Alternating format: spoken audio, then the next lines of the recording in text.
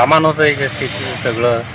Pipe होते 2 इंची pipe होते 4-5, PVC पाईप होते 5-6, 2 बंडल होते नळ्याचे पुरे पॅक हवे.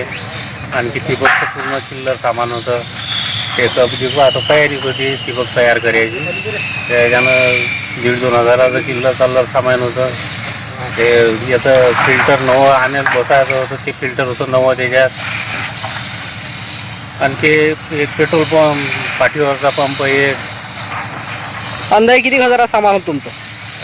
अंदाजे तरी 4, 5 आणि 10 हजाराच्या लगभग सामान आहे. हो काय? ही आग कशी काय लागली मग? शॉर्ट सर्किट झालं म्हणतात. तिकडे आम्ही घरी होतो दुपारी. तिकडे तार तुटले, त्याचं काही लाईनचा शॉर्ट सर्किट म्हणून तिकडून गावांना पेटत आला तो.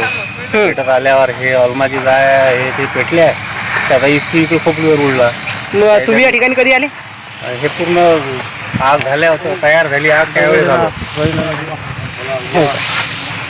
पूर्ण अर्धवट पूर्ण जायला होतं त्यावेळेस आम्हाला माहीत पडलं ना. आम्ही तर तुमच्यासोबत हे बाजूचे शेतकरी कोण आहेत मग?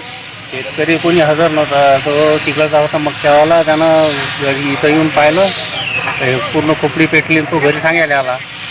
हो काय? तो सांगता बरोबर मग आम्ही आलो घरून शेजारी. Channel by clicking the subscribe button.